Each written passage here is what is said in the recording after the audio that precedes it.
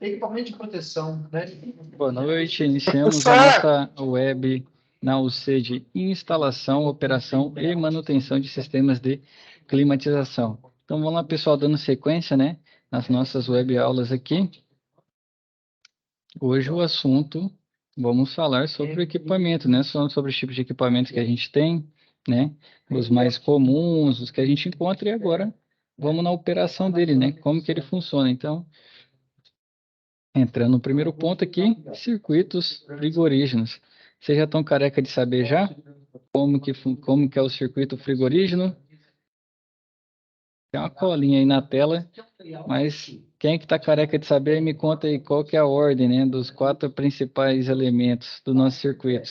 Quais são os 4 principais e qual que é a ordem deles? Isso aí já está na ponta da língua aí, todo mundo? Alguém aí quer responder ou está com vergonha? Lembrando, pessoal, aqui é hora de aprender, aproveita agora. Nós encontramos somente 50 minutos por semana. Lógico que nossas webs vão embora, né? Dá mais de hora, mas se fosse olhar no papel era para ser 50 minutos, então aproveite agora que é a hora. Ninguém quer falar, eu vou lembrar então. Vamos lembrar, nossos 4 principais elementos são evaporadora, condensadora, dispositivo de expansão e compressor. Gosto de começar a ordem pelo compressor, né? Que ele é o coração é quem exerce trabalho no sistema.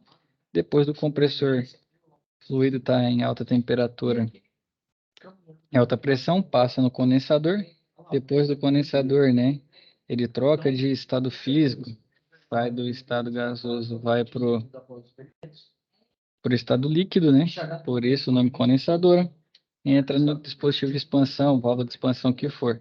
Nesse momento ele perde, né, pressão, então uma queda brusca de pressão, com isso a temperatura também cai e continua sendo em estado líquido. E aí ele passa pela evaporadora, né, que vai evaporar esse líquido, levando ao estado gasoso. E aí, posteriormente, a evaporadora volta ao compressor. Compressor que tem um ganho de pressão e, consequentemente, um ganho de temperatura. Certinho? Então, esse é o nosso ciclo, né? Então, ó, os circuitos frigoríficos, né? Ou frigorígenos, né? De equipamentos de refrigeração são basicamente constituídos de compressores, evaporadores, condensadores, interligados por uma tubulação de descarga e sucção, filtros, dispositivos de expansão. Então, são esses elementos, né? Primeiro, o compressor, constituído de um motor elétrico e de um compressor, que basicamente ele vai comprimir, né? Diminuir a área que esse fluido ocupa. Com isso, aumenta a pressão, né? Então, a sua função é fazer circular o fluido refrigerante e elevar a pressão do mesmo, promovendo o diferencial de pressões de sucção e descarga. Então, a linha de sucção é a linha que vem antes do compressor.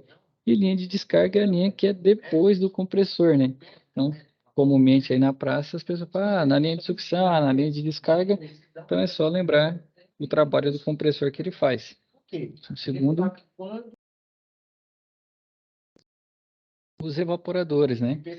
Então, aqui a ar, em geral, são formados por serpentinas de cobre ou alumínio, na qual estão presas chapas delgadas de alumínio chamadas aletas. Então, é serpentina aletada.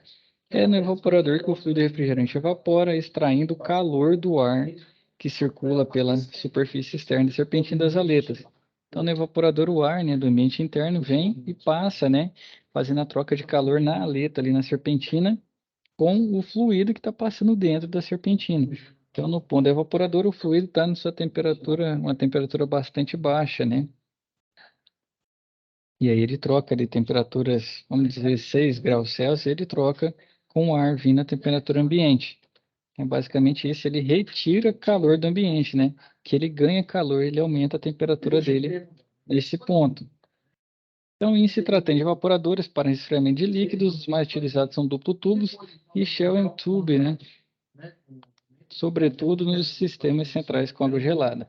E os condensadores, né? Resfriados a ar, com circulação forçada por ventilador, né? Que é o mais comum nos nossos sistemas de climatização e de refrigeração, são formados por uma serpentina de tubos de cobre também, né? Ou alumínio. Alumínio, infelizmente, aí dá problema demais que se der um vazamento para soldar, você precisa de mão de obra especializada, né? Que atravessa uma série de aletas. É no condensador que o fluido refrigerante, estado inicial de vapor superaquecido, resfria e condensa por meio da dissipação de calor para o meio externo. Então, na condensadora, ele já vem numa temperatura alta, né? E ele troca calor com a temperatura ambiente. Então, na condensadora, ele perde calor, né? O fluido perde calor para o ar ambiente. Então, geralmente, o ar ambiente entra na temperatura ambiente e sai a temperatura maior, porque faz essa troca térmica. Temos o tubo de descarga, né? Ou tubo de alta pressão, que é na saída do compressor, né? Feito de cobre ou alumínio.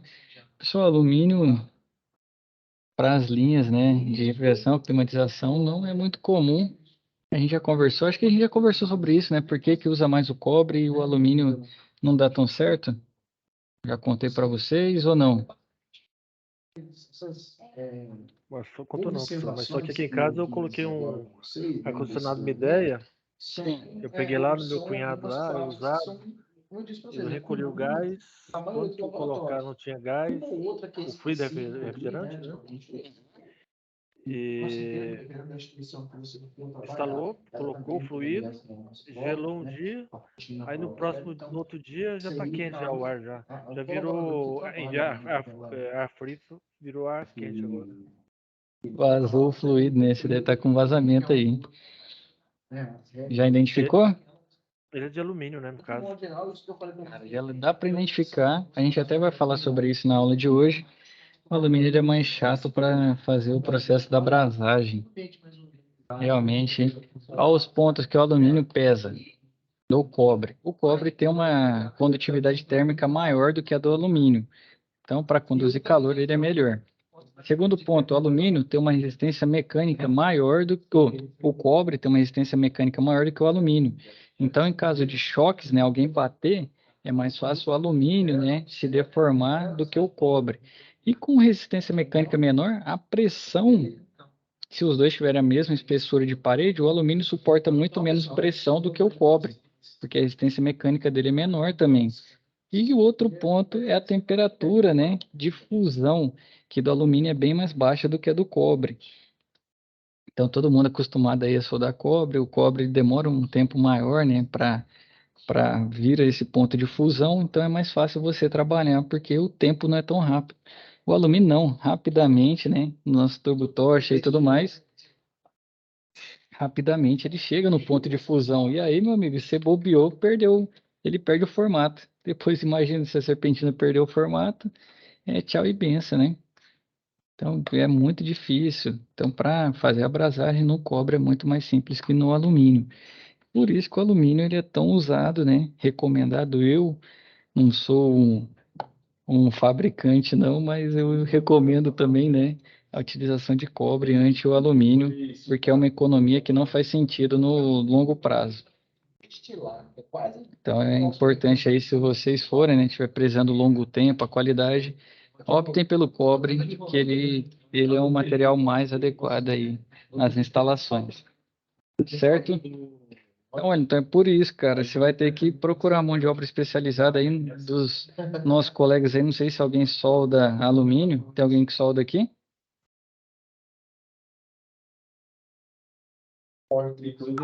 Eu já tentei, professor, mas não tem conta não. Se tiver alguém que solda, sugere para o professor no momento presencial. Fala, Wellington, fala, eu vou trazer minha condensadora aqui para a gente trabalhar, ué.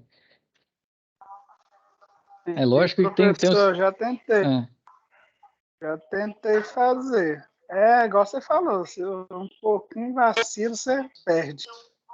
cara, é difícil. Lá na empresa ninguém conseguiu. A gente tentou treinar, não conseguiu. A gente ainda leva pro pessoal que solda radiador. Mas ela não é Rapaz, difícil, não. eu vou treinar para poder eu pegar o macete aí e fazer o serviço para vocês tudo. Aí, você vai ter mercado, pode ter certeza. Professor, pode xingar na web? Cara, Calma, tá sendo calma, gravado, né? Infelizmente. Não vai calma. poder, não vou poder te liberar essa não, Wellington. A condensadora tá ali em cima ali, ó. Vou meter o pé nela. Vou fazer uma mili condensadora, aquele infeliz ali em cima ali. Cara, é complicado, mas isso vai acontecer. Nosso dia a dia, isso acontece demais, velho. Então, Professor, sim, o pessoal mais a pé na solda é porque não usa o fluxo. Você tem que é, colocar lá o pozinho, colocando pozinho, soldando e tirando o tubo torto. Você não pode ficar igual a o abrasagem do cobre, né? cobre. Você deixa lá e fica lá, né? Deixa o trem esquentando.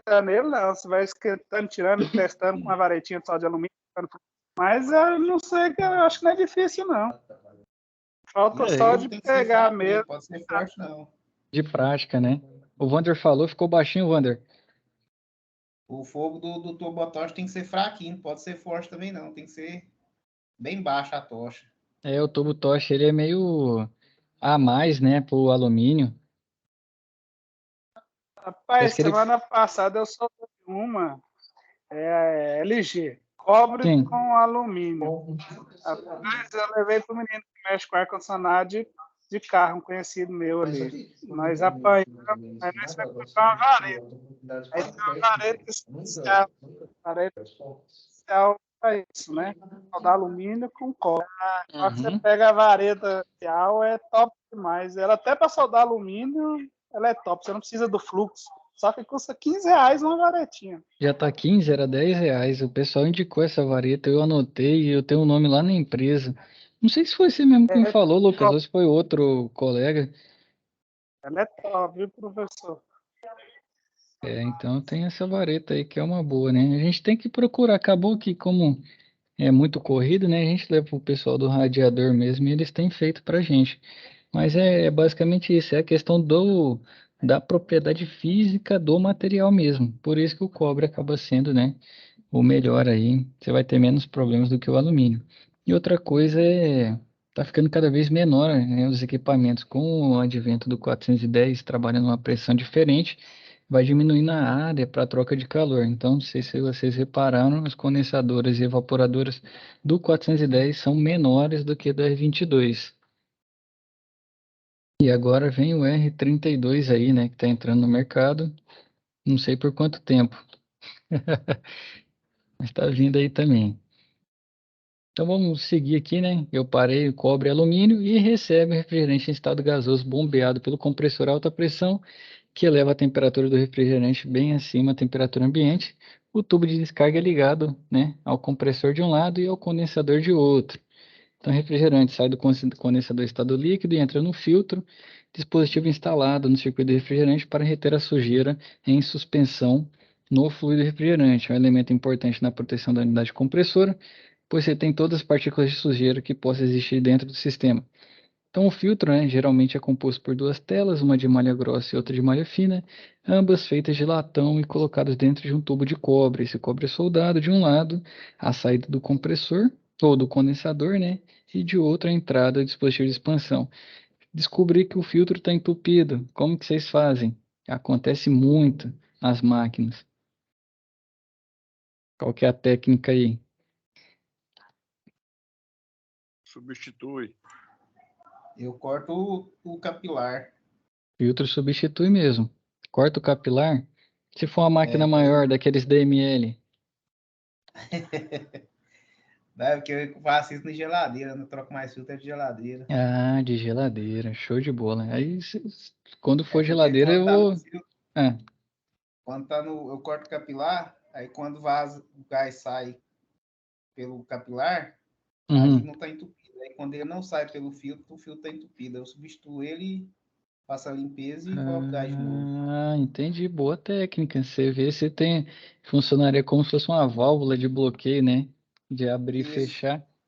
Geralmente, como que a isso. gente faz? A gente usa a temperatura para descobrir. Então, vê se a diferença de temperatura na entrada e saída do filtro é superior a 1 grau Celsius. Se tiver tendo diferença de temperatura no filtro, já é um sinal de que ele está começando a ficar entupido ou já está entupido mesmo. Se tiver entupido, aí ele bagunça todo o sistema, né? Muda a pressão, muda tudo. Mas um ponto que a gente faz é fazer essa medição na entrada e na saída desse filtro. Justamente se tiver uma Professor, mudança de temperatura. Sim, Roberto. Então, no caso aí, essa mudança de temperatura na entrada e na saída, a entrada vai estar mais com calor mais alto, com mais caloria do que na saída. Rapaz, agora você me fez um negócio. Vai estar com a temperatura maior. Porque ele vai estar com Deixa eu a lembrar aqui. parte antes do filtro entupida, ele vai. Depois do filtro vai passar menos líquido refrigerante e vai sair em vapor, menos pressão, vai sair mais gelado. Vamos pensar aqui, temperatura de condensação do 22 está em torno de 47, 49, dependente da pressão, né? Você tem que pegar lá no gráfico. Vamos dizer 47, 49. Quando ele passar no filtro e tiver estrangulado, né? Tiver retido, cara, será que ele vai perder calor? Agora, tentando o conceito aqui de McFlow, minha cabeça começou a ferver, hein, Roberto? Eu acho que perde calor. Calma aí, Vai rapaz. perder calor. Vai perder. Vai perder ali bem pouco. Vai passar menos fluido refrigerante. Exato. Você vai ter uma diferença de temperatura ali. Geralmente 1 grau acima você já pode substituir o filtro. E filtro é outra coisa, gente. É bom ter novo. Bobeou, troca filtro. Filtro, o DML hoje está mais caro, né? Para as linhas maiores. DML é não sei se vocês já viram um filtro. Deixa eu compartilhar aqui com vocês. Não sei se todo mundo conhece qual que é o DML. Deixa eu compartilhar aqui. Compartilhar a tela com vocês. Só um segundo. Esse aqui é o DML. Ele é um filtro igual os demais, né? Um filtro secador.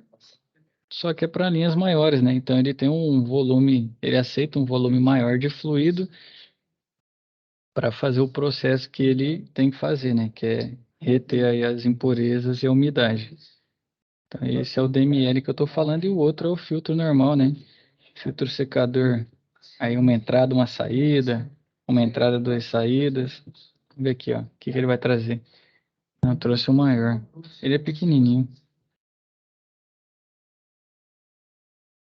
Uma entrada e duas saídas. Esse aqui, ó. Esse aqui é o mais comum, tem em sistemas menores, né? E esse DML são nos maiores. Certo?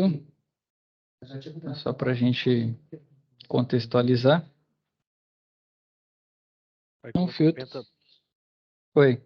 coloca o penta para fazer medição nele. E o penta ajuda demais, moço. Qual é a melhor forma de fixar ele lá, o professor? O tubo de entrada e saída do filtro. Segundo. Fui tomar água aqui, quase que eu engasgo, hein? A melhor forma, acho que uma fita é bom, né? Se você for demandar mais tempo, geralmente uma fita isolante para segurar, pra você não ficar com o dedo lá esperando, né? Porque o penta também não é tão rápido. Só fita ou esponjoso também? Se tiver esponjoso, aí você enfia no esponjoso que ele segura, né? Você fala para prender o penta e esperar ele fazer a medição, não é isso? É porque na prática de sábado a gente colocou o penta lá, ele até mediu na primeira vez lá, chegou até 14 graus lá. Aí Uhum. fui colocar lá novamente lá, apertei bastante o esponjoso lá, uma fita, apertei, aí chegou a 16 graus, não abaixou até 14. Depende muito da posição que ele vai fazer a troca, né? Geralmente dentro do esponjoso é bom que segura. A fita é melhor que ele não faz nenhuma troca térmica, né? Uma fitinha isolante ali passando só para manter na posição. A fita também, usa fita isolante. Se tiver esponjoso, coloca dentro do esponjoso. Mas hoje em dia a gente está usando muito infravermelho, a pistolinha. Então, em vez de comprar um penta, então comprar uma pistolinha melhor, então, professor? Aí depende, né? Se eu estiver fazendo um superaquecimento, eu gosto do penta. Se eu quiser igual conferir um filtro assim, aí uma pistolinha resolve. Mas aí você vai evoluindo, né? Bom, bom mesmo, ele tem aquela câmera termográfica, cara. Você tá louco, que aquilo lá você faz manutenção de quase tudo que é ar-condicionado. E é caro? Sim. A pistolinha tava, esse tempo atrás tava 2.000, agora acho que já é mais de 3,5 para comprar uma. Aí é outro patamar. Rapaz, mas o que você ganha de tempo aí depende muito, né? A gente tem uma só no Chile e ela fica lá em Belo Horizonte. E a Aí quando eu câmera? tenho que ir lá, eu uso ela, a câmera, né? Termográfica. E a câmera é quanto? Na época a gente pagou 1.800 da FLIR, mas hoje em dia deve estar mais de 3.000. Tudo subiu muito, né? Esse dia eu fui pedir para comprar uma e pesquisei, tá? Acho que estava 3.400. Aí você vai instalar ar-condicionado, chega lá com 20 mil de material, de Não, aí equipamento, não, né? de equipamento no caso, de equipamento, 20 mil de equipamento, aí chega lá, cobra 150 no ar-condicionado. Não, não. Esse aí a gente compra para fazer vistoria. Então, por exemplo, você já traz, tinha que fazer uma vistoria ali na 020, Oscar Niemeyer, no Chile que tinha lá. Aí uma câmera dessa resolve, entendeu? Aí já não é serviço também de 150, então aí já é serviço que você já consegue cobrar um valor mais alto, entendeu? Brincadeira, professor, só para fluir Bem mesmo. mais alto, né? Consegue. Mas é o que eu sempre falo para vocês, quanto mais afiado vocês saírem daqui, né? Por isso que eu fico compartilhando trem até além do que é o conteúdo. Quanto mais afiado vocês saírem, mais o mercado experimenta mão de obra qualificada e mais vai separando aí quem não está qualificado. Quanto mais gente qualificada, você consegue cobrar um valor maior. E assim o mercado prospera, entendeu? Então, eu aqui não é só recebe salário do Senai, ou o Everton é bonzinho, não. Eu já estou pensando no mercado daqui 10 anos, entendeu? Então, eu estou plantando a sementinha aqui, né, para dar fruto daqui a um tempo. Mercado mais qualificado vai, como fala? Quem tem qualificação. Por exemplo, se você experimenta um serviço bom, você não vai querer ter um serviço ruim depois, entendeu? É isso, tendo só gente qualificada, o mercado vai subindo o sarrafo e vai tendo melhores ganhos também. Então é longo prazo aqui as nossas conversas aqui, as nossas web aulas é longo prazo. O difícil é acabar com os penduradores. Esses aí sempre vai ter, infelizmente. Mas diminui, Roberto. Quanto mais gente usa o Senai e a gente conseguir formar aqui, vocês saindo, né, com esse interesse que vocês têm, essa disposição estudando, né, vai ter mais gente qualificada, igual eu tô falando. E aí, depois que o cara experimenta o bom, meu amigo, ele não vai querer o meia boca, não. E aí ele vai É entender, por né? isso eu Porque. pegar, Ah, é por isso eu pegar o Wilton no meio da rua, passar o carro em cima dele. ele tá aqui para se defender, tá aqui, né? Que isso, rapaz? Um cara sapo igual eu, tá doido? Eu nem sei o que que ele quer passar em cima do carro, em cima do seu, Gambiarra, ele Arthur. coloca o Brincadeiro, pressão embaixo. rapaz. É recurso É, técnico, né? Mas ele tá aqui, tá se forjando. Porque, infelizmente, gente, já Ontem eu fiz uma compartilhei. redução, professor, de meia Ah, para 38ª. Um cara sapo igual eu, você tá doido? ele vai fazer eu tossir aqui, rapaz.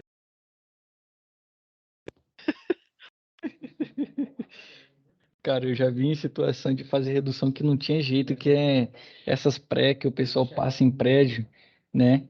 Rapaz, não tinha como você sair quebrando lá, e tinha que quebrar, tipo, muita parede. E aí é o recurso que tem, né? No caso também foi esse, infelizmente. O pessoal que instalou lá anterior, rapaz, o cara meteu o alicate e deixou dentro do cano a pontinha. Aí, como o prédio é comercial, alugado, o cliente não quis, falou, pode fazer redução. Não vou quebrar a parede aqui. Pode fazer o dia que você quiser. Eu falei, então, beleza. Infelizmente, aí isso aí eu já vi acontecendo também. Então, vocês estão condenando o Wilton, eu não estou passando pano para ele, não. O certo é o que vocês estão dizendo mesmo, né? Tem que passar a tubulação certinha, mas tem casos que o custo para tirar essa e passar uma nova é muito alto e o cliente não aceita. Infelizmente, fica entre a cruz e a espada, né? professor, E aí tem que fazer. Sim, Wellington. nesse caso, o Wilton tá falando que o cliente pediu, né? Nesse caso, o restante aí foi gambiarra dele, viu, professor? Eu vou ter que deixar esse papo para hora que a gente para de gravar, hein? Não posso crucificar o Wilton aqui, não, moço. Mas voltando, né, que a gente tava dizendo aqui, só um segundo que agora deu uma crise de tosse aqui. Então, voltando aqui, né? Mas realmente o mercado, vocês fazendo a diferença aí, a gente vai plantando a semente para um futuro ter um mercado mais qualificado, né? Acabar com esse negócio, eu canso de ouvir, cara, gente falando que gás vence, falando que tem que completar gás. Falo, meu Deus do céu, o que está acontecendo na praça, né? Então, infelizmente, ainda tem muita gente aí ganhando dinheiro dessa forma, né? E aí, para isso que a gente está aqui, né? Se qualificando cada vez mais para oferecer um serviço melhor aí no mercado e, consequentemente, né? E limpando um pouco o mercado, que aí a gente consegue praticar os valores mais justos, né? Referentes aos nossos investimentos, a mão de obra e tudo mais. Certo? Então, voltando aqui, né? Vamos para o nosso tubo capilar, que é a nossa expansão, né? Um tubo de cobre com diâmetro interno reduzido. Está ligado à saída do filtro e à entrada do evaporador. Capilar também top, tá? Porque é muito pequeno, né? O espaço que ele tem ali para fazer a expansão do nosso fluido. Então, capilar é a peça que controla a passagem de líquido para o evaporador. Devido ao seu pequeno diâmetro e grande comprimento, o capilar oferece considerável resistência à passagem do refrigerante, estabelecendo uma pressão maior no condensador que no evaporador, possibilitando assim a passagem do fluido refrigerante do estado gasoso saturado para o estado líquido. Então acontece, mas o que Professor, de fato era para acontecer é na condensadora, tá tudo líquido, tá? Felizmente passa um pouquinho de gás saturado ainda, fluido, né? No estado gasoso saturado. Sim, Lucas? professor, se eu te falar, essa aula aí também com você, a gente já teve ela, sabia? Já? Sem Então querer te... vamos. Ah, Então vamos embora, não. essa, É isso que eu queria ouvir mesmo. É que eu perguntei essa no aula, começo, Lucas, se vocês lembravam tudo mais. Ninguém falou nada, eu fiquei com medo, aí eu falei, vou continuar, né? Ah, mas vamos embora. que é Aproveitando aqui. um Ah, material que fica repetindo, né? oi? Eles repetem muitas coisas aí no É que material seu. tem coisa, por exemplo, isso aqui a gente viu lá em refrigeração no começo, né? Refrigeração residencial. O material frisa isso aqui de novo e você vai ver isso mais na frente. Então, assim, como é como fala, um dos principais conceitos, né? Então, o material ele fica muito nisso, né? Que é para a gente sempre lembrar, igual eu estava falando para você do circuito. Por exemplo, aqui está o compressor, né?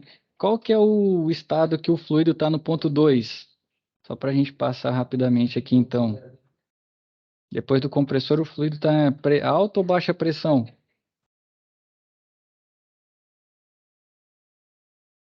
Alta, Alta pressão. Temperatura? alta. Alta. Estado, né? Qual que é o... Ele é gás ou é líquido? Gás. Gás, beleza. Ponto 3. Depois da condensadora. Pressão? Pressão alta, líquido também. Alta, líquido. E a temperatura? Alta. Eu falei, Alta. aliás, Isso mesmo, tá certo, tá certo. Expansão. Tá até errado aqui. Expansão tinha que ser com S. O material tá errado. Ponto 4. Depois da expansão. já sai Pressão. líquido, líquido também pressão baixa, né? Pressão baixa e temperatura? Ajuda aí, pessoal. Tá só o Roberto. Temperatura baixa. Baixa. Aí no Baixa, ponto 1. Ponto 1, pressão. baixa também. Pressão tá Temperatura. baixa. Baixa. E estado? Gasoso. Excelente. Então vocês estão safos. Aqui tá o gabarito aqui, ó. Vapor, o líquido, né? Subresfriado. Depois vai ter aqui líquido também. E por último, a válvula de expansão. Então, já vou adiantar, né? Esse aqui é o diagrama pH. Não sei se a gente já falou dele. Ixi, Show ruim o pH, Roberto? começou os gráficos, começou as contas. Pressão e entalpia, exatamente. Mas aqui é justamente a gente verificar, né? Que como a gente fala que o processo é isobárico ali, por exemplo, no evaporador, do 4 para o 1, na verdade o ciclo real ele tem uma pequena queda de pressão e também ali, quando ele passa no evaporador, né? Ou no condensador, que é o 2 e 3, ele também tem uma pequena queda de pressão. Justamente isso, e aqui não tem o diagrama de Mollier, que é para mostrar para vocês que o que o superaquecimento e o subresfriamento fazem, né? Que é o superaquecimento é garantido. Ah, tá aqui o diagrama sim. Ó, a voltinha Nós aqui, ó. tivemos atividade dessa aí na sala lá Teve. presencial. Show de bola. Ah, então você já sabe, né? O superaquecimento é para tirar ele fora do diagrama de saturação, né? E o sub também. Garantir que tenha só vapor e do outro lado garantir que tenha só líquido. Então, bora. Agora, na operação, nós temos a parte elétrica também, né? Então, os diagramas elétricos e eletroeletrônicos utilizados em sistemas de climatização variam de acordo com o tipo de sistema. No entanto, né, os catálogos dos fabricantes de equipamentos apresentam os respectivos diagramas em cada caso, devendo estes serem analisados previamente antes de realizar qualquer atividade de instalação. Os diagramas muitas vezes estão impressos em etiquetas do lado externo da máquina ou internamente, geralmente na tampinha lá da parte elétrica, né, para os splits, ou se for um self ou outros também vai ter na parte da tampa, a parte interna, bem próximas aos locais das conexões elétricas. É importante que o técnico, né, de sistemas de climatização realize uma boa análise desses diagramas antes de iniciar qualquer etapa de energização do sistema. Esse procedimento evitará possíveis danos por conexões realizadas de forma errônea, fato esse, né, que impactaria no possível acionamento da garantia. Então aqui um diagrama, né, de uma máquina aqui, ó, mostrando compressor, motor e o esquema elétrico. Aqui em cima o TBC. O que é esse TBC aqui na máquina? Quem sabe? Vai ter o L, o N e o 3, as mais antigas, antes do inverter, né? Que peça que é essa aqui? É o Bornac que liga os fios, né, não? Exatamente, a borneira, né? O borne que a gente alimenta a condensadora. Então, vem aqui, né? A fase, o neutro e o 3, que é a comunicação, né? Geralmente a gente chama de comunicação. Deixa eu ver se é isso mesmo aqui, que está bem pequeno. Então, ele vem com as pontas, com quais são as ligações e as cores dos cabos, né? E aqui tem o capacitor também ligando. Então, ele traz o diagrama de como que você liga. O 3, ó, liga um cabo aqui no motor e um cabo no compressor. E aqui o compressor também é CRS, né? Quando são os compressores monofásicos ou trifásicos RST. RST é mais fácil porque não tem capacitor, né? Então você não precisa de um diagrama tão complexo aqui. Esse alimenta ele com as 3 fases direto. E o monofásico não, já é diferente, né? Uma é ligada diretamente na comunicação, outro é ligado no. Outros dois são ligados no capacitor, né? Um a gente chama de serviço, o outro a gente chama de partida, e o outro a gente chama de comum, né? Vocês podem ver que, ó, tanto aqui é o R, né? Tá ligado de forma paralela com uma das saídas do motor e também com um conector que vem no capacitor. E aqui professor, também, só sim, para lembrar aí, você lembra, você falou que nos trifásicos aí, mas os trifásicos tem um. Como é que chama? Acabei de lembrar o nome lá. a ordem certa pro. Ah, prestostato, para deixar o caboclinho doido. Tem o quê? Não entendi. Prestostato. Ah, pressostato. Não, pô, pressostato é que se sair da pressão ele corta, né? É para segurança. Pressostato é bom, deixa ninguém doido não, Lucas. Mas ele passa, né? Os trifásicos, os monofásicos também tem. Oi? Quando eles estragam, então, deixa a pessoa doida, professor. É, você sempre Para confere trocar ele. Para para trocar ele. É, dá trabalho, realmente. Tem uns que já tem como fala, como se fosse uma Schrader, né? Ali um desvio da linha para facilitar a troca. Tem outros que ele é mais chato, né? Tem outros que danifica até a linha, você tem que fazer um recorte. Então tem muito disso. E pressostato entra muito, não quero falar mal não, Roberto, mas infelizmente o nosso fornecimento de energia oscila muito, né? Então, muitas vezes ele Não para, o tá falando mal, pressostato não, você tá entra. falando a realidade. Oscila, né? Oscila. Tô usando eufemismo aqui, né? Então é Pois é, mas tá muito falando, comum, tá criticando, não, tá falando a verdade. então é muito Infelizmente. comum a gente ter, né, os relés, pressostato, tudo entrando porque afeta, né? Afeta, muitas vezes tem baixa tensão de alimentação, não sei se vocês já pegaram, né? Sabe que a máquina tem um range de 10%, né? Para ela funcionar o compressor. Então, se for um 380, é 10 para mais e 10 para menos. Se ficar fora disso aí, ele não funciona. E com isso você tem relés, né? Você pode botar infinidade de relé aí para fazer a proteção. E acho que já disse para vocês várias vezes, mais uma vez, mas não é aquela frase do seguro morreu de velho, né? Às vezes compensa trocar 30, 40 relé do que trocar um compressor. Então, proteção nunca é demais, né? Ainda mais quando você tem manutenção e aí depende do contrato que você trabalhe, né? É importante ter os relés de segurança aí pré-sustato para manter o bom funcionamento e não perder o compressor. E quem sofre muito é o pessoal que tem tanquinho de leite, rapaz. Aí eu vou te falar. No Zona campo, né? Você rural, tem fala uma muita rural? insolação, e o range dele é bem pequeno.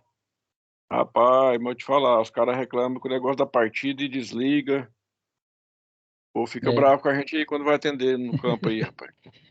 infelizmente aqui nas nossas máquinas que são maiores, né? Quase porte industrial, dá problema e ó, que elas são bem robustas. Imagina as que são mais, tem menos robustez, né? São mais simples aí, muito mais delicadas, né? Então, realmente, a energia. E esse esquema aqui, gente, não tem perigo não. Ou não tem perigo, não tem mistério. O cara chega lá na condensadora, ela tem que remontar a parte elétrica. Abre o esquema aqui e liga do jeito que tá. Vocês lembram de ligação em série, ligação em paralelo? Aqui traz as cores também dos condutores, né? Então, não precisa ter mistério não. Se ligar igualzinho tá aqui, a máquina vai funcionar. Lembrando que o capacitor, né, muitas vezes pode ter a confusão, mas ele tem só dois polos. Tem aqueles que tem cada polo dele tem dois pontos de conexão, tem outros que tem quatro, né? Mas se você conectar no mesmo polo, mesmo que tenha duas pontas, deixa eu abrir uma imagem aqui. Deixa eu abrir uma imagem aqui. Se ligando é a mesma coisa. Deixa eu ver se.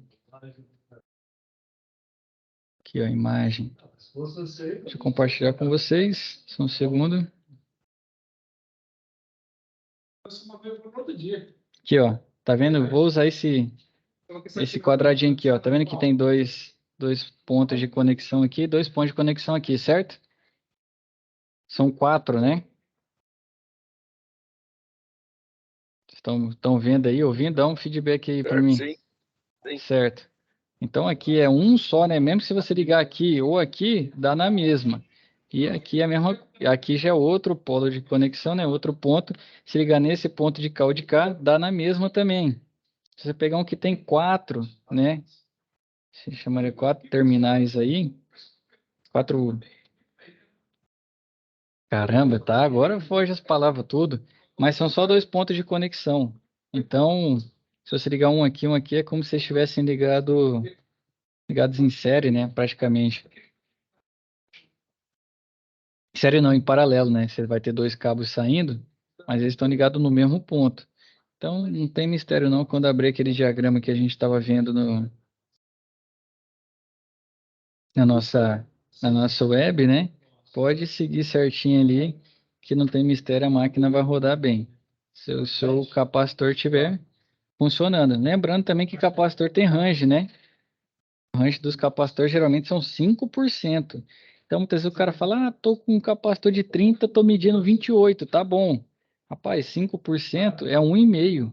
Então, se ele estiver medindo 28,5, ele já está no limite. 28,4, esquece, joga fora. Pô, mas 28 está perto de 30, mas está fora do range. Joga fora porque muitas vezes você tem um retorno aí, capacitor que é R$ 10, R$ 12, você vai gastar 50, 60 só de gasolina, mais o tempo e tudo mais. Então, é importante sempre ele seguir também o capacitor que o fabricante recomenda. Outra coisa que eu quero mostrar para vocês também, tem muita coisa aqui, um diferencial. Aqui, ó, tem um site chamado HVAC Compressor Download. Vou jogar para vocês aí que pode facilitar muito a vida de vocês. Chegou a hora de falar dele. Aqui, ó, o que que tem nele? Catálogo de compressor GMCC, Hagley, Gree, Panasonic, que é o Sanyo, Copeland. Hitachi, Danfoss, Invotec, Daikin. Então tem muito embrague aqui para quem trabalha geladeira, né? Tem muito catálogo aqui. Problema, tá em chinês, mas embaixo a maioria deles tem como fala? Tem em inglês, né? Por exemplo, que você achou o JR32, os caras estão. Vamos dizer que você topou com um compressor lá da GMCC, aqui ó, KTN, quer saber qual que é o compressor, qual que é o capacitor. Apesar que aqui eu acho que tá trifásico. Passa aqui pro lado. Capacitor aqui, ó, do KSM 103 tal. Que ele vem, ó, 25 microfarad. Então isso aqui pode ajudar muito vocês aí no dia a dia. Esse link aí eu demorei um tempão para achar esse bicho, dia que eu precisava muito. E aí tá aí para vocês, quiserem colocar até nos favoritos, né? Tá sofrendo no campo aí, busca que tem muita informação nesses catálogos desse fabricante aqui que é a Newex International. Só pergunta se vocês estão me ouvindo aí, tá todo mundo quieto hoje. Copiando o link aqui. Salva aí que Ok, isso aí, hein? Isso aí vale ouro. Vamos voltar aqui para nossa manter nossa web aqui. Então, nessa parte elétrica, né, compressor e tudo mais, tem muita informação legal. Montou o esquema elétrico conforme diagrama a máquina roda. É lógico que compressor bom, motor bom, capacitor dimensionado, vai rodar. Ponto aqui na operação, detecção de fugas, que é o caso do Wellington, né? Aqui ele vai trazer um texto, né? Como o nosso tempo está ficando apertado, eu já vou trazer o seguinte. Então, quais são os métodos, né? Que geralmente é um sinal de detecção que está tendo, como fala que está tendo fuga, né, de fluido refrigerante do seu sistema. Geralmente a baixa eficiência do. Aí, show de bola, Roberto, obrigado. Geralmente a baixa eficiência do sistema, igual o Wellington disse. O, o climatizador dele não está fazendo nada, né? Está só soprando o ar ambiente, não é isso, Wellington? É porque um ar-condicionado já usado, né? Uhum, A serpentina, no caso, é de alumínio. Ele é LR22, né? sim. 22 de alumínio? É. Esse alumínio já estava mais comum no 410 e aí ele não estava funcionando legal, né? Não, ele quando repôs, no caso, o fluido, né? Ele funcionou. Aí depois, no próximo dia, já esquentou novamente. É para Deve vazar. ter fuga mesmo. Isso, para vazar num dia você tem um vazamento grande já. É um vazamento considerável. Então, ponto de vazamento, quais são os sinais que a gente encontra? Então, o equipamento não está funcionando legal, posicionou seu manifold lá na válvula de baixa, né? Que é a que tem para a gente trabalhar, viu que a pressão está muito baixa. Então, uma possibilidade é a falta de fluido refrigerante na quantidade adequada. Para isso, você vai investigar, né? Você vai lá na condensadora, vai na evaporadora, pontos que a gente verifica, geralmente em uniões. Porca, onde tem porca, né? É um ponto que pode ter vazamento. Você fez a abrasagem ali no tubo, pode ser um ponto que tem vazamento, né? Deixa eu lembrar. É brasagem, é mais brasagem Pelo e da porca. extensão dele. É, pela extensão também, só que se você usar o. Geralmente a instalação a gente coloca o tubo inteiriço, né? Não faz Brasão, né? união. Você falou, Roberto, falhou aqui. Tu não ficar bravo.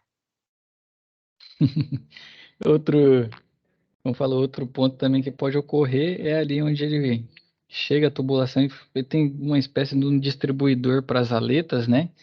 Aquele ponto ali também pode ser que ocorra vazamento. Então, um sinal de vazamento é a presença de óleo. Então, você vai lá, tá meio melejado de óleo e tal, você pode saber que onde o fluido vazou, o óleo vaza junto, devido à viscosidade desse óleo. Então, é um sinal, né? É um sinal que pode ter vazamento. Então, aqui, ó, a existência de fuga pode ser identificada por meio da presença de óleo, né, ao redor de uma conexão. No entanto, esse não deve ser o único fator determinante, é necessário sempre verificar a real existência de fugas utilizando detectores próprios, né? Então, aqui, ó, causas de aparecimento. Então, só trazer esse finalzinho aqui, a seleção inadequada de material. Aqui, exemplo aí traz, né, mangueiras flexíveis. Então, controle de qualidade deficiente. Então, materiais de baixa qualidade, né? Comprou um tubo de cobre aí sem procedência, ele foi submetido à pressão e não suportou. O ponto de vibração também ocorre muito, às vezes a tubulação ali dentro da condensadora, em algum ponto, ela está muito próxima à carenagem. Vibrou, se ficar um ponto de atrito, ele pode dar um vazamento também, que vai desgastando, né? Perdendo material, perdendo a espessura e pode vazar. E outra é danos acidentais, né? Sem querer alguém bate na tubulação, tudo mais, e causa uma fratura. Então, para detectar fuga, que ele disse, né? A presença de detectores. O mais comum é água e sabão. Não sei quais vocês usam. Tem água e sabão, você vai pegar ali, né, um detergente, faz espuma e vai passando a linha. Geralmente nos pontos de conexão, né, onde tem brasagem ou nas porcas, né, justamente para a gente verificar. Aí quando tiver um vazamento, ele vai borbulhar. Não sei se já fizeram isso, quem já trocou gás de cozinha em casa. Então esse é um método, né? Outra é com um detector de vazamento aí que o pessoal fabrica, a Mastercool tem um, a Testo tem outro, né? Ele também é um ponto. Tem também com reagente que usa um óculos também, uma luz negra. Caraca, me fugiu o nome dele agora. É um nome bem comum. Contraste. Contraste também dá. O problema do contraste é se tiver luz solar, fica mais difícil ver. Mas você injeta lá dentro, se ainda tiver um pouco de fluido e aguarda um tempo, né? O contraste também pode revelar para você, né? Esse ponto de fuga. Então, considerando que as principais causas de fuga de refrigerantes mais comuns são vibrações, mudança de temperatura e de pressão, e que todas essas características se encontram presentes no sistema de refrigeração, sempre está presente, né, a possibilidade de fugas de refrigerante.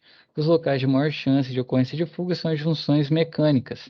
Então, ele que diz aqui até a questão do flangeamento, né? Fazer um flangeamento bem feito, porque dependendo, você pode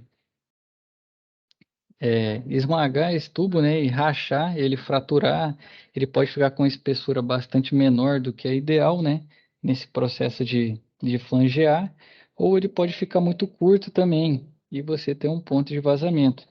Então, são vários pontos que a gente tem que verificar, né. Então, aqui, ó, a figura a seguir apresenta alguns defeitos de flangeamento que carretam, né, no surgimento de fugas. Então, não sei se vocês estão conseguindo ver bem agora. Eu achei que estava bom na hora que eu fabriquei o slide e não está tão simples a verificação. Deixa eu abrir aqui no slide maior. Segundo, então tem, né, o abocinado correto, que é o primeiro, né? Tem o abocinado muito pequeno, que não dá não fica legal. Um abocinado muito grande também, que dificulta, né, como fala, no processo de brasagem. O abocinado desigual, que ele também fica como se tivesse um mal cortado o tubo, né? Você fez um corte ruim, ou a borda com rebarba, que também dificulta no processo de união desses tubos. Outro ponto, né, que afeta muito a nossa operação nesses equipamentos é a umidade ácida, né? Então, a umidade pode ser visível ou invisível. Geralmente, quando tem muita umidade no sistema, tem uma forma de ver no visor de líquido, né? Não sei se eu já passei para vocês em sistemas maiores. Alguém sabe como que a gente vê quando tem bastante umidade? Ou mais simples, com o manifold. Quando tem umidade no sistema, o que acontece no manifold?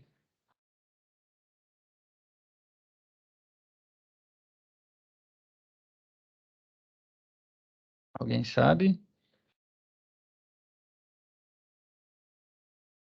O professor, o visor de líquido, ele tem uma mudança de cor lá nele, no miolinho de lá, né?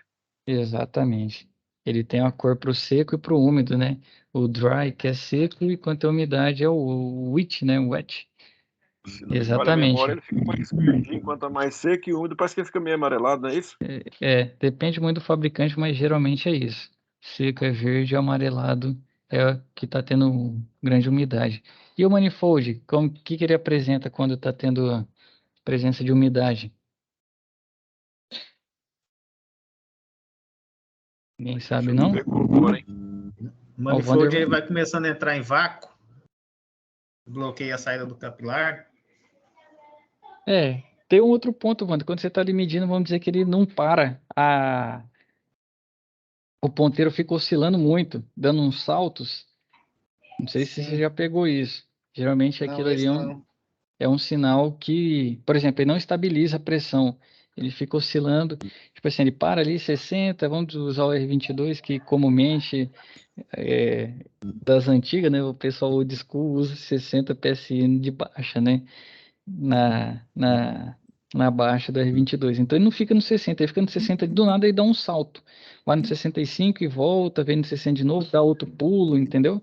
Ele não Entendi. estabiliza, ele fica saltando. Então isso é presença de umidade, impureza no sistema. Então pode ser um ponto aí para vocês verificarem. Então, umidade visual, né, uma alta concentração de água que pode ser verificada a olho nu, porém é pouco usual, né? Umidade invisível corresponde a uma baixa concentração de água particularmente presente no ar ambiente e não pode ser vista a olho nu. Então, quais são os principais problemas, né? Formação de gelo. Então, a umidade pode formar gelo e impedir a passagem do fluxo de refrigerante, né? Umidade geralmente se mistura com o fluxo de refrigerante, pode causar a restrição parcial, até mesmo um bloqueio do fluxo de refrigerante por meio do dispositivo de expansão. Segundo, né, que é o fluxo de refrigerante intermitente no evaporador. Então, a umidade pode causar o fluxo intermitente do fluido de refrigerante no evaporador, causando perda de desempenho, porque não vai ter a troca efetiva. Reação química com o refrigerante, né? Então, alguns fluidos podem reagir quimicamente com a umidade, o que pode ser extremamente prejudicial ao sistema. Degradação do óleo lubrificante, né? Que é outro sinal, é borra. Quando, você, por exemplo, você perder um compressor, você abre, né? Vai verificar o óleo está com sinal de borra, é muito comum ter umidade, né? Então vai formando uma espécie de borra ali, para de lubrificar o compressor até que você perde ele. E outra é corrosão, né? Isso aqui já em máquinas mais antigas, com o passar do tempo, a umidade vai afetando, né? E é de dentro para fora. Quando a pressão chega, a tubulação não suporta e aí começa a ter vazamento. Não sei se já tiveram máquina que é bem antiga, você vai lá, conserta um, dois pontos de vazamento, passa um mês, abre vazamento em outro lugar. Não sei se com você já aconteceu isso em alguma máquina específica. Já aconteceu? Rapaz, comigo não, mas se acontecer, eu já descarto na hora, já falo pro cliente, tem que trocar. O Vander aí, o Wilton. Comigo já aconteceu já também. Eu só dei uma vez, depois não quis mais não. Não quis É mais uma não, coisa, né? Não, uma eu coisa só que dei num lugar, começou a vazar em outro, falei, não, isso aqui não presta mais não. Tem que trocar as peças da condensadora. eu vi vocês comentando mais cedo em soldar alumínio. Eu não faço isso de jeito nenhum, condeno na hora. Você chama a responsabilidade para você, entendeu? E é só BO alumínio. É melhor substituir, entendeu? Comprar um anticobre ou então dar o perdido no cliente. Eu não soldo de jeito nenhum alumínio.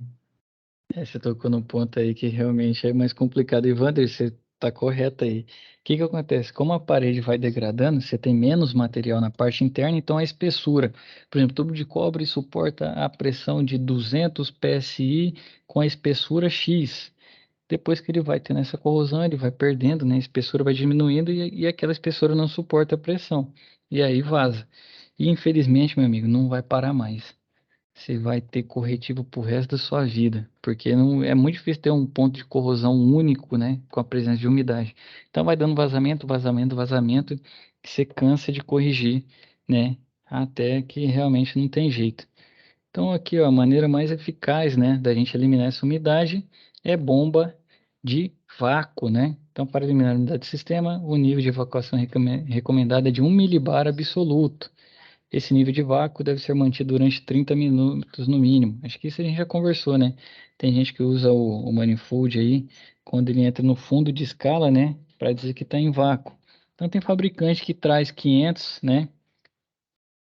500 microns, 700 microns, e é lógico que você tem que ter uma bomba de vácuo boa, né? Mangueira também, de preferência nova, né?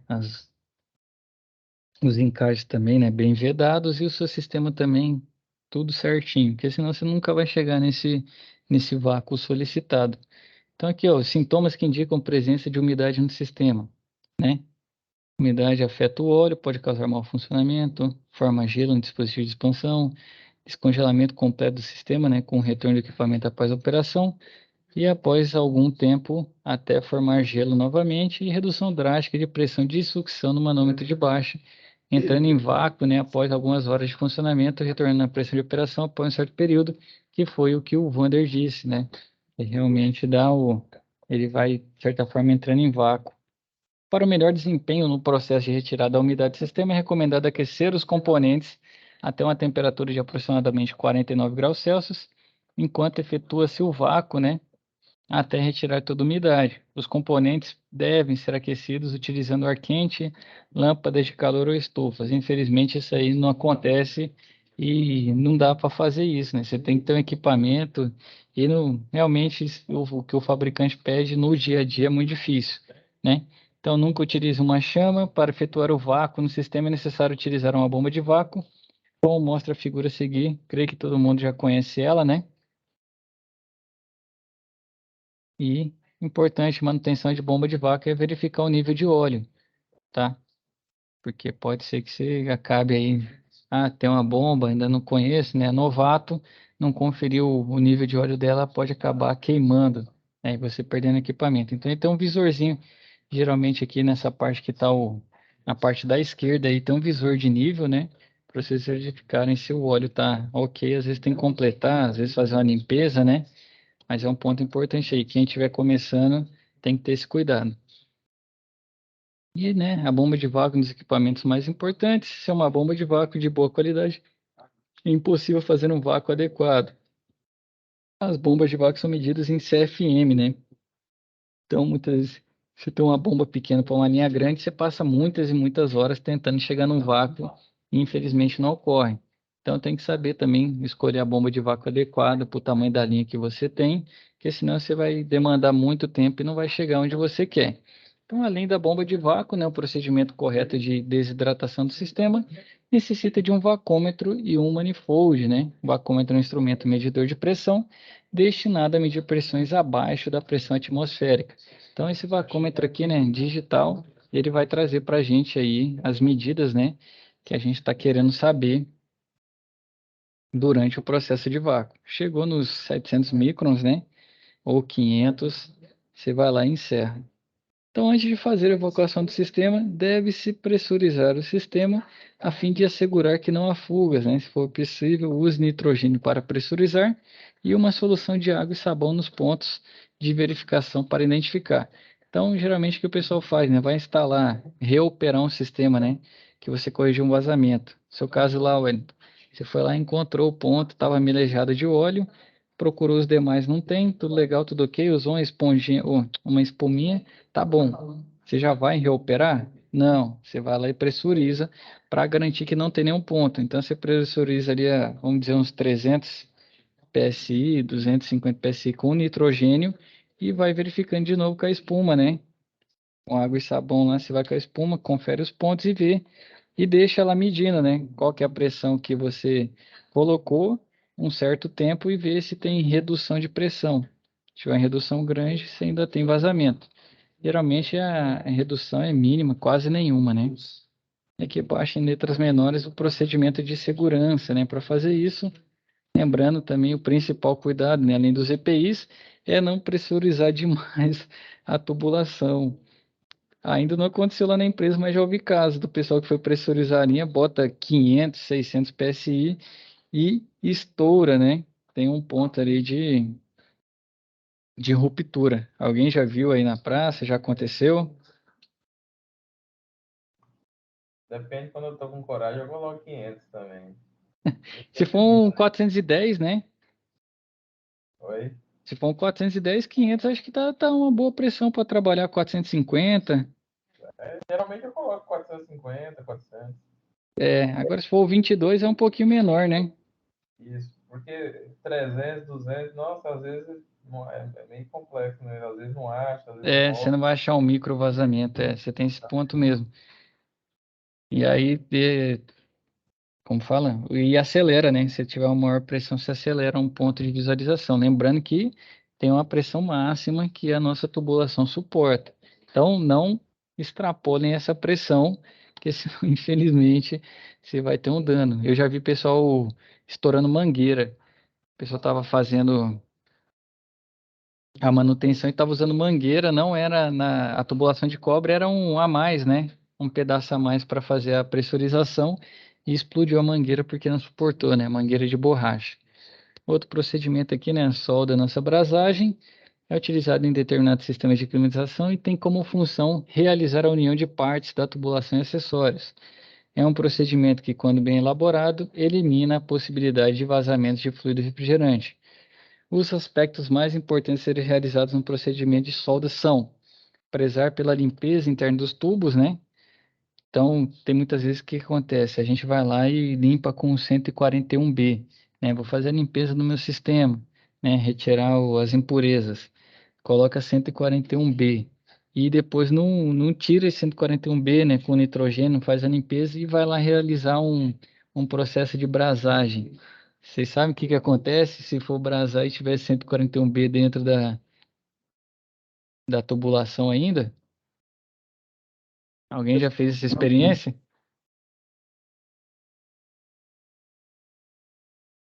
O Cristiano ia liberar o microfone, acho que ele já fez, já viu alguém fazendo, Cristiano? Vai, Wilton, fala. Professor, aconteceu aquilo que aconteceu lá no Rio de Janeiro, né? Os Qual do caras Rio? fizeram, né? Eu Aquela não vi, não. que fizeram lá uma análise, lá um prédio pegou fogo lá e foram ver, era no ar-condicionado. Aí fizeram o pessoal do ar-condicionado, acho que era uma máquina grande. Uhum. Fez a limpeza do sistema, não viu que tinha tirado tudo, né? Uhum. Fez uma passagem, o que aconteceu? Pegou fogo. Caraca, eu não vi isso aí não. No Rio de Janeiro eu vou procurar, hein, Lucas? É o museu que pegou fogo? É isso mesmo, museu lá. Saiu até no, Caraca. saiu até no Globo, não no Fantástico, saiu no Fantástico o ano passado. O Lucas Aí mata. É. no lado saiu isso aí. Caraca, hein? O Lucas matou a charada. O 141B ele é inflamável, né? E ele pra pegar fogo é 2 palitos. E o pior de tudo não é. Quer dizer, a questão de ser altamente inflamável é muito perigoso, mas a chama dele é uma chama que você não vê fácil. É um fogo meio azul, mas tem que pegar bastante fogo para você ver ele. Então a chama é quase invisível. Então, infelizmente, às vezes está queimando ali, você não vê. Ainda mais se for uma linha grande, igual o Lucas estava comentando aí. Você está aqui soldando de cá, o fogo está saindo lá na ponta da linha, 5, 10 metros de distância. E aí, meu amigo, ali achou qualquer outro material inflamável, acabou, né? Vai embora, o fogo se alastra. Então tem que tomar muito cuidado, né, na limpeza com 141, garantir que tire tudo, né? Então, hoje em dia tem um kit flush, né? Para fazer em sistemas menores, que aí você vai lá com nitrogênio, tirando todo esse 141, garantindo que, como fala, que não tenha nenhum resquício dele para você realizar um processo de brasagem. Então tem que tomar bastante cuidado. Se alguém ainda não sabe o que é o 141B, eu creio que a gente já deve ter falado sobre ele, mas é um fluido que a gente usa para fazer limpeza, porque ele vai retirando as impurezas junto, né? Ele tira resquício de óleo, ele traz junto, né, na tubulação, se tiver alguma fuligem, né? E ele vai trazendo junto. Então é muito comum na nossa área usar o 141B como fluido de limpeza nos equipamentos. Então, né, assegurar que o processo de solda não acrescentará resíduos de combustão internos ao tubo, circulando nitrogênio durante o processo e atentar para as recomendações dos fabricantes de sistema de refrigeração e climatização quanto aos processos de soldagem e brasagem. E o último aqui é a pressurização, né? Que a gente já tem que querer, eu acabei adiantando aí, mas é justamente, né, para verificar os vazamentos. Então, nitrogênio até uma certa pressão durante um tempo, E aí você verifica se não diminuiu. Aqui no caso, né, para os 22, ele até 220, né? PSI durante 5 minutos e vê se não diminuiu, né? Você vai lá e até 588 PSI, ó. E com isso você deixa pressurizado 24 horas. Infelizmente, não dá para fazer isso, dependendo do cliente, né? Então você vai lá e deixa um tempo ali de 1 a 2 horas e vai verificando, né? Se cai a pressão ou não. 24 seria o ideal para micro vazamento, né? Caso diminuiu a pressão, você tem que procurar o ponto. Água e sabão, detector que você tiver na mão. Se não diminuiu ali, se fizer um teste em 24 horas, pau na máquina, pode fazer o procedimento de recuperação para voltar a rodar, né?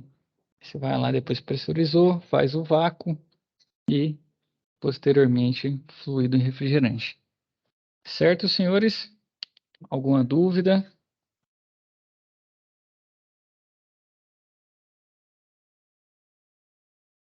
Cristiano ia falar. Pelo que vimos aqui, tá beleza, tá tranquilo. Tranquilo. Cristiano, abriu o microfone, você vai falar de novo, Cristiano. Alguma dúvida, meu rei? Abriu e fechou de novo. Se estiver falando, você tá mudo aí. O Wilton, o Wellington, o Vander, os dois Lucas aí, o Santana e o Por Vinícius. enquanto tranquilo, né, professor? Isso aí é o cotidiano da gente, por enquanto tá tranquilo. Show de bola. Por os demais aí que não estão na área, também ficou tranquilo? Né? Tá bom, né? Tá bom? Deu para ter lembrar os conceitos aí quando você estiver lá na operação, Wellington. Você já vai estar. Você tem um problema aí dessa aula para resolver, hein? Depois você conta aí o que você fez para solucionar seu problema, tá bom? Você tem um estudo de caso aí, Só quer né? que, Na prática. só quer, só quer que eu filmo a queda do ferro da condensadora lá? Não, eu quero que você filme ele Eu tô funcionando disponível depois. para orçamento, hein? Qualquer coisa, chama eu Aí, lá que eu ó, faço orçamento. pronto. Show de Vamos trocar bola. essa condensadora sua aí, essa serpentina. Show de Eu, bola, eu, pessoal. eu já Tá- paguei um colega nosso aí pra instalar pra mim aqui. Não pode Não, revelar o ele nome faz não, fora hein? esses caras aí tudo é imbira, viu? O Herta aí tá traíra, hein? O Herta traíra. Pessoal, brincadeiras à parte, agradecer aí a presença de todo mundo, né? Mantenham-se estudando aí, firmes, né? Pelo menos 1 horinha por dia aí. Vou passar o feedback de vocês para o pessoal do Colorado. Agradeço aí, né, a disposição de cada um. Fiquem com Deus e até a nossa próxima web. Boa noite, professor. Fique com Deus, todo mundo aí. Falou. Falou, boa noite com Deus aí também. Boa noite. Boa Tchau. noite. Mano, Não.